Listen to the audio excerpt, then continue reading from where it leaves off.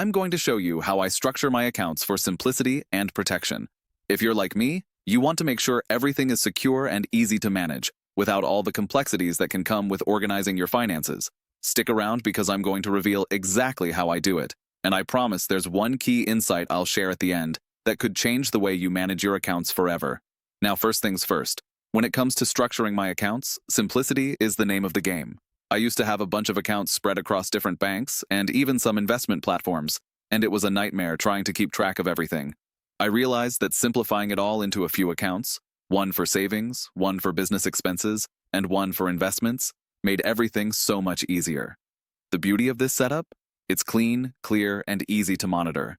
Plus, it allows you to quickly spot any irregularities or unexpected charges. But here's the thing. I don't just want things to be simple. They need to be secure. So for that reason, I set up my savings account in a way that offers the best protection possible.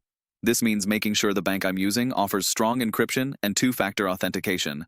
The more layers of security, the better. I also like to store my most important financial details in secure vaults that are encrypted. I don't trust just any software with this info, so I make sure it's coming from a trusted, high-security platform. Another thing I want to highlight is the importance of separating personal and business funds. If you're running a business or freelancing, this is non-negotiable.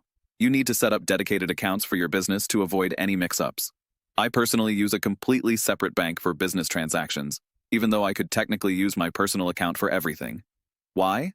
Simple. It keeps things professional and makes tax season so much less painful. If you've ever been audited or had to deal with messy bookkeeping, you know what I'm talking about. Now, let's talk about automation. I don't think I'd be able to keep everything organized if I didn't automate a large part of my finances. This includes automatic transfers to savings and investments every month. Automating these transfers ensures that I'm consistently contributing to my goals without having to think about it. Not only does this keep my finances moving in the right direction, but it also gives me peace of mind knowing that my savings are growing without me needing to take action every time. There's also something really important you need to understand about protecting your assets.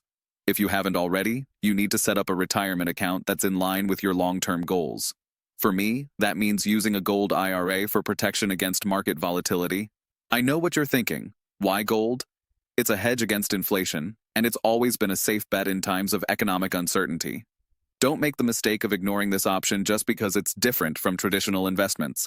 I can tell you from experience, the peace of mind it offers is invaluable. And here's that key insight I promised you earlier. There's one mistake most people make when structuring their accounts for simplicity and protection. They don't set up their accounts with clear boundaries in place. You need to know exactly what each account is for, and you need to respect that boundary.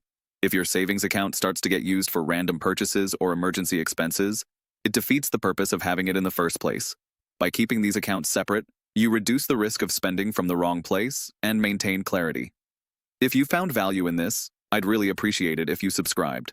I'm not incentivized by affiliate links or commissions, so all I ask is that you subscribe to support content that's focused on providing real value without hidden agendas. If you want more tips on how to make your finances simpler, safer, and better managed, make sure to hit that subscribe button now.